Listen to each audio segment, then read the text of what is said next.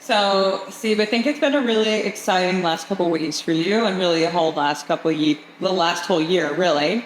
Um, there's been so much work that's been going on towards launching SysGit, which has officially happened now. So I'd love to hear sort of just a little bit, tell us a little bit about how you're talking to people about it today. Give us sort of the overview of what SysGit is. Yeah, I mean, it's a way to solve problems we think we have to unlock.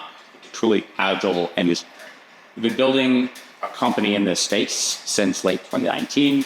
A lot of experience before that, working in really innovative places and actually doing agile engineering. And we uncovered what I think is some really interesting secret knowledge. That's what every startup really hopes we get to. And the two pieces of that, they have to do with, one, the background me and the rest of the team has at really excellent places like SpaceX and Slingshot Aerospace. And then two, the process of taking our previous platform, Verve, and deploying it into some really interesting weapon systems in the defense industrial base, and learning exactly what the limitations are of taking a classic like cloud application and just placing it inside of this environment.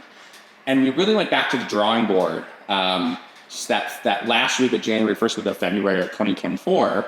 And it's an emotional time for any startup to say, hey, I think we want to do something a little different, and then making all of the changes and getting everyone on board is doing that. Yeah, not just something different. Like, wow, we have really done a ton of customer discovery. We've had a product out in the market, and we're on the right track. I think that was a realization. You're like, we're on the right track. We're hitting the right need, but we need to think bigger about what that scope actually is and like how the solution is actually positioned to service the people who actually need the product the most. So I think that really is a big part of what brought you to really focusing on the DoD and sort of the defense industrial base as a whole. Can you tell us a little bit about some of the unique components? I know we talked a lot about zero trust architecture. We talked about really the ability for people to carry their security posture and still use SysGit. Can you tell us a little bit of this?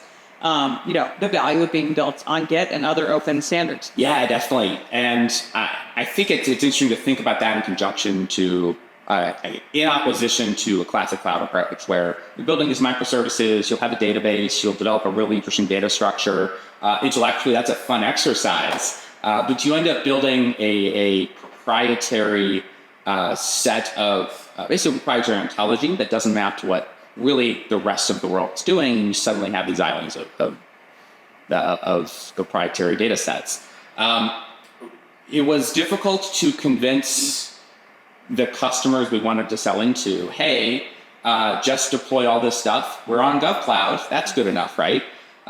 It's not. It's absolutely not. And so we developed an architecture that acknowledged that one thing all of these companies have and all of these programs have, they have a Git provider. It might be GitLab, it might be GitHub, it might be Bitbucket, but their software engineering team has been operating in the Agile space for decades.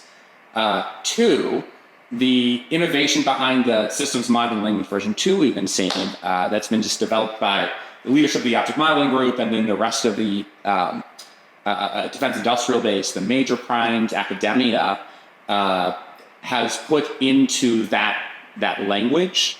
Has been really powerful based on the last 20 years of systems engineering to meet the actual needs to perform those activities in a really way. And we started thinking, well, if the new textual notation just has all the concepts we were putting in a data model anyway. We were spending a lot of resources trying to bring in Git-like branching and merging into that data structure. But if we just store everything as textual notation and store it in Git, we get a lot of that for free, and then we map to a standard that the rest of the industry would like to move to, and we just get a lot of the really, really hard things that we're spending a lot of resources on basically for free, and then we could focus on really what matters, is how to do these interactions as positive as possible for the engineers, as well as really interesting things around bringing the concept of a pull request directly into system level engineering and then acquisitions, right? We're hearing this big thing around, we want smaller milestones more frequently. And we think that this specific architecture is the only thing that will actually do that. And that's really the shift from sort of what software development experience was the waterfall to agile. And not only waterfall to agile individually, but also this sort of globally, cross-functionally, co-collaboratively across different teams and different organizations. That's sort of the, for a different way to say it and really simply, sort of there's the waterfall to agile moment, but there's also sort of this proprietary, Microsoft Word doc to Google Docs, right? The simultaneous collaboration on the same project, which is another big thing that I think has really resonated with customers and everyone you talk to. Yeah, I think what's really interesting to pull on that a little bit more is that that collaboration needs to cross firewalls, either inside an organization or outside an organization. We were building a product that makes sense in the ecosystem of SpaceX, vertical integration. We're all inside the same building, working towards the same thing. And you might be able to find small to medium-sized businesses that are modeling themselves after that, but that's not the way the rest of the defense industrial base is operating, right?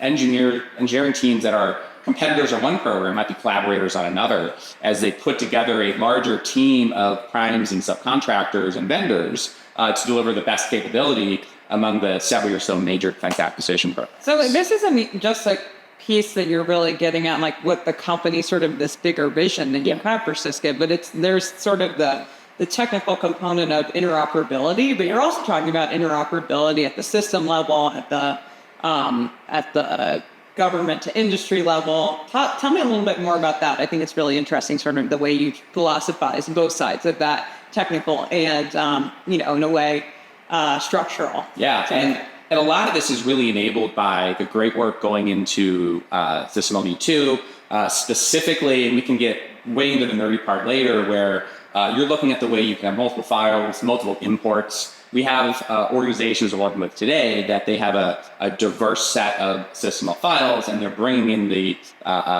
references and the namespaces to make sure they can cross-collaborate and work on similar parts of the code base exactly like software engineering teams. And that's really, really exciting.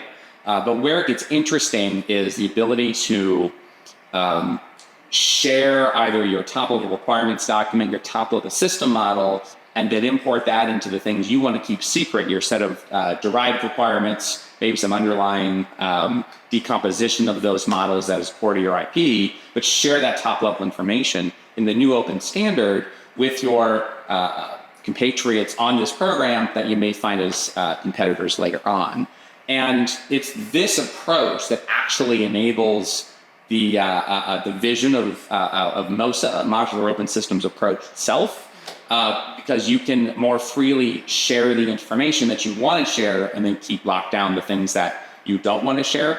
And it's just, I think that is what's going to actually enable this rapid fire acquisition process of just trying new things and just having full Agile all the way down from the program office down to the prime, the subcontractor, and the vendor level, just based on the strategic sharing of the right files. And I think where SysGit comes in the middle of all of that is that where we really shine is on the pull request, as it's known in the software world, and the diffing to make sure you're bringing in the correct information and fully trusting the information you're putting in things. And that's really what's the transformative piece, is that we're facilitating that that information sharing at the points where it's necessary, and keeping safe, secret, secure the information that's really proprietary to these different organizations. Correct, yeah. So I think another thing that we've gotten to spend a lot more time together here out in DC, and you've spent a lot of time at different events and different meetings with different types of stakeholders. Tell us a little bit about sort of what you've seen, what you're hearing. Sort of give us some forecasting around, we've heard digital thread, digital engineering, MOSA, MBSE. These words are very much in the ethos right now, especially with the administration change. So tell us a little bit about your forecast, what you're hearing. Yeah, I think people want more capabilities faster. They see private industry being able to support that in either automotive or certain companies in launch, and they want to be able to bring that agility to the rest of the defense industrial base. If things get spicy tomorrow. Like you're not going to come in with a bunch of new entrants to build more F-16s. We're just going to ramp up production on that, right? And so there's a lot of really excellent work being done at the existing incumbents by really smart people that we just would like to accelerate and move faster. And they want to accelerate and move faster too. Like right. This is a shared, no matter what side of any organization you're on, that's really the goal. Absolutely, right. One thing I'll say is that the new platform is moving away from really digging in on the digital thread side of things. I think there are a lot of companies out there working to solve that problem. And I think we're acknowledging wanting to be able to build things that go cross firewall. I don't think that's really something we want to focus on at this time. We want to focus specifically on requirements management and system level modeling so that we can share the information that at the very top level, everyone needs to use to be on the same page, even crossing company boundaries. And so we're hearing a lot of interest in the requirements management space, wishing for new entrants and wishing for more support there. And then also the system modeling space, because there's the new language coming out. There's a lot of excitement around System LD2. And so there's a lot of interest and opportunity to break some of the stranglehold that we've seen over legacy tools in this space and expand from there and really enable, again, this really pushing towards this digital acquisition nonsense. I think something that, we've talked about over the years, you're a former SpaceXer, and there's always been this, focus and intent on efficiency. We're obviously seeing that very much so today. And you talked to us, and I think people sometimes get hung up on efficiency being a factor of time. Can you tell us from your experience, sort of both in these launch roles and in sort of coming through different parts of this industry, what that actually means to you, and what do you think that means for where things are going?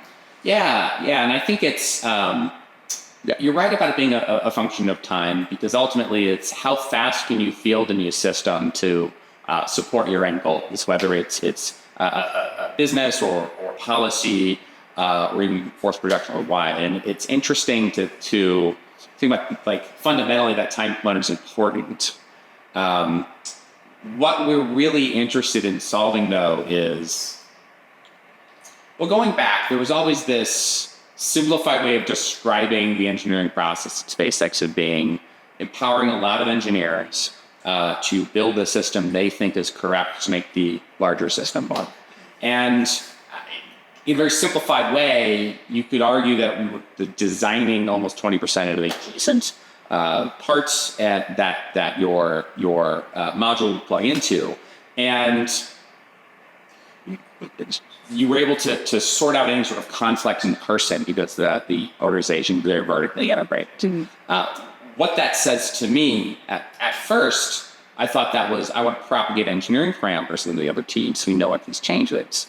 What that actually means, we've learned, is we want to enable parallel development. So those individuals can work on the same platform, the same part of the vehicle at the same time and gracefully resolve the changes. If you can figure that out in the security environment that we're working in, you can then do that across vendors as well, where you're working on the payload attach point of the F-16, building a new module, a new fuel tank or sensor pod that goes underneath, and you can do that without having to spin up a massive integration study contract with everyone involved in that. You can instead bring in enough of the system design files that the end customer owns, build against that, and then do a lot of integration study virtually using what you've been able to share, as long as you've sufficiently captured that definition in something like System LD2 and can gracefully resolve any conflicts that might have come about, like changes that you're building out.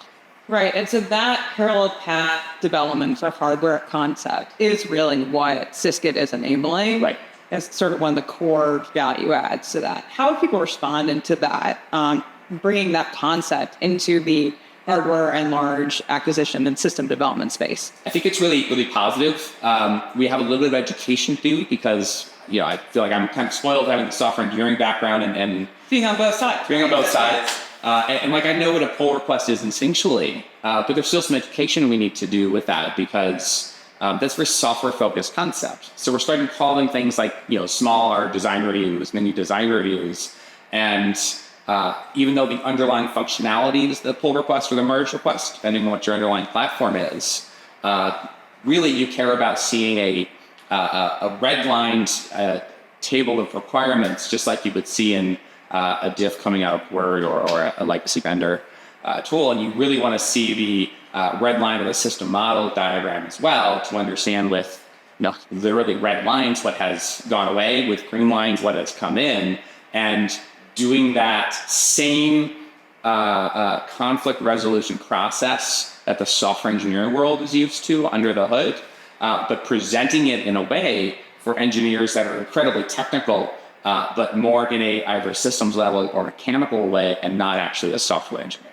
So really taking those concepts and mapping first a second, sort of we have design review in hardware is sort of like an epic roadmap review in software. And mini design review is sort of that sprint meeting, or it's sort of the deployment procedure. What are some of those other components? Like help us educate people going from that hardware side to the software side. What's the connection? Yeah, I mean, we see like a big design review, like PDR or a CDR, as basically a tagged release that you would have in a software release. And we see those mini interactions and engineering teams have with each other. That can be that pull request or that merge request that can deconflict the changes that you'll find on that. You have approvers that come in and provide approval that, hey, this software is okay to merge. You still have those subject matter experts coming in on your mini design review, giving that thumbs up on that approach. So that definitely maps one-to-one there as well. I think one of the things that'll be challenging is just getting comfortable with working on the same file at the same time, and then expecting the changes to be resolved through the pull request process gracefully. But 20 plus years of experience in the software engineering world doing that, since the advent of Git, I'm confident that we made the right decision in doubling down on that specific software to support that, as opposed to rolling our own layer. Yeah, and any change like this, like it's an advancement in technology, and it also requires a sort of advancement in culture, right? Like the first time that became, or when that was introduced to a development team, that was novel. I don't want to do that at the same time, right? But over time, it's proved over and over again to be the best, most efficient, most collaborative, most engaging for team members as well, way to build great software that has a good impact. So that's, I think, very clear that we're seeing that pull over on the hardware side, which is good as well. Yeah, I'm really excited. I mean, I think just the way we're setting this platform up and the way that we're doing it in such a secure way as well, in that we don't store any information. We're really just interacting with the system models. We're interacting with the SysML language itself, and we're storing it directly into the Git provider that the users that log in already have access to. We don't store any user information either. We completely inherit the existing security posture of our customers, and we can run either an on-prem deployment if you want a convenient web URL to go to. You can also just deliver client-only builds like any other piece of software. So we're really flexible in this aspect, and it minimizes the overhead that IT has to have to wonder, like, okay, well, when did you last run CVE scans on these microservices? Where did this random library come from? How are you doing your SAP code analysis? Like, we've really minimized our cross-section there so that the IT teams and the security teams that support deployment of our platform can, with confidence, expect that we're delivering the software to work inside of. And within the team, so I know there's a whole lot of different stakeholders that we already worked with and continue to speak to as our customers. Can you tell us a little bit about the different kinds, sort of like what are the different entry points for people into working with SysGit? Give us some of that persona of like who of our listeners here, we should be reaching out? What's the right sort of stakeholder to engage with? Right. I mean, if you are a product level owner of a platform and your team is considering using a more legacy requirements management tool or a legacy MBSE tool, we'd love to talk with you and see if SysGit is a good fit for your team at this time to use us instead. Because again, we're not only providing requirements, but also the system modeling part, and then also the collaborative storage of that information. It's really replacing 4 tools that you're otherwise spending a lot of money on. And so it ends up being a reduction in software complexity for your organization as well.